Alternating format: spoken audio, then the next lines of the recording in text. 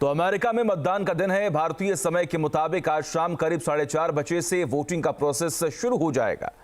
America में राष्ट्रपति पद के लिए वोटिंग नवंबर के पहले मंगलवार को होती है। पिछले करीब 200 साल से ये परंपरा चली आ रही है। आज होने वाले मतदान के जरिए वोटर्स इलेक्टर्स को चुनेंगे। ये इलेक्टर्स दिसंबर में राष्ट्रपति चुनेंगे, लेकिन कल सुबह वोटिंग की गिनती के साथ ही रुझान मिलने शुरू हो जाएंगे। अमेरिका का अगला राष्ट्रपति कौन होगा, देखिए ये विशेष रिपोर्ट।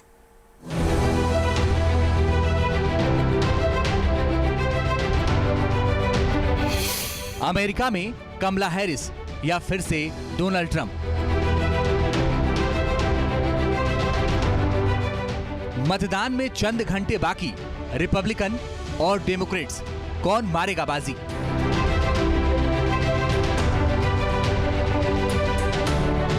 चुनावी सर्वे में किसको मिला ट्रंप कार्ड, कौन हुआ हताश? दुनिया के सुपर पावर अमेरिका में मतदान की घड़ी करीब आ चुकी है। अब से महज कुछ ही घंटों बाद अमेरिकी जनता अपने फैसले पर आखिरी मुहर लगा देगी। लेकिन इससे पहले रिपब्लिकन उम्मीदवार डोनाल्ड ट्रंप और डेमोक्रेटिक कमला हैरिस के बीच अंतिम और कड़े मुकाबले का दौर शुरू हो चुका है।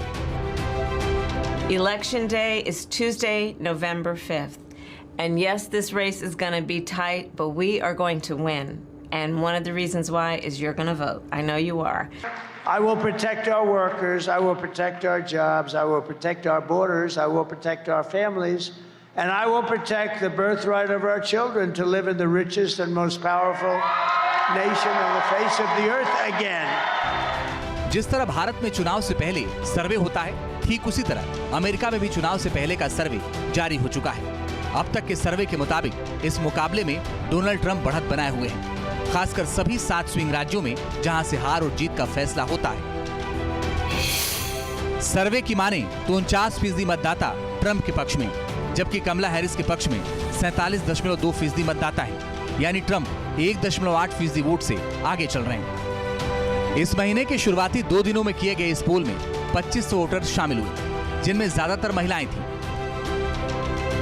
Well, I think Kamala is going to be the next president, and I feel very confident about it. I'm feeling good. I feel like there's so much energy around this campaign, and we're just excited to be here. We drove 500 miles to get up here for the last chance that we're going to have to see Kamala. We're just excited to go out and vote. We're excited to be a part of getting the first woman in office in the White House. So. एक और सर्वे के मुताबिक Republic candidate को सभी swing state में जीत हासिल होने की उम्मीद है। एरिजोना में ट्रंप सबसे ज्यादा अंतर से आगे चल रहे हैं। ट्रंप को इस सर्वे में 51.9% वोट मिले हैं, जबकि कमला हैरिस को 45.1%।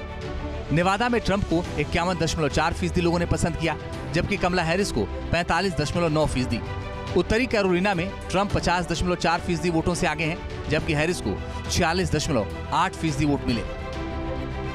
अब आपको बताते हैं कि अमेरिका में 7 स्विंग स्टेट कहते किसे हैं, जहां से हार जीत का फैसला होता है। दरअसल अमेरिकी चुनाव में 3 तरह के राज्यों का काल्पनिक बंटवारा किया गया है। पहला रेड स्टेटस, दूसरा ब्लू स्टेटस और तीसरा स्विंग स्टेटस।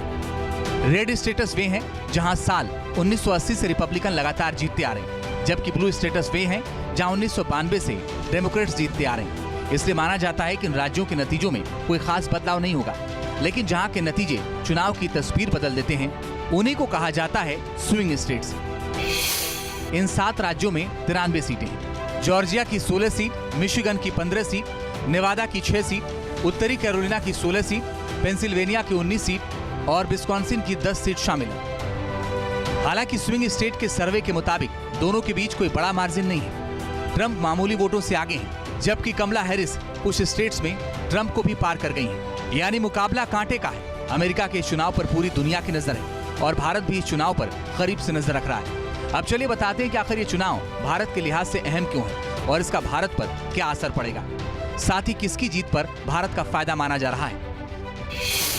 कमला हैरिस के जीतने से आरबीआई ब्याज दरों में कमी कर सकता है। ट्रंप जीतते हैं तो आरबीआई ब्याज दरों में ऊंची कर सकता है। कमला हैरिस के जीतने से बीमा कंपनियों को फायदा होगा। डोनाल्ड ट्रंप के जीतने से बीमा कंपनियों को मुश्किल हो सकती है। कमला हैरिस की जीत से आईटी सेक्टर को कोई खास फायदा नहीं।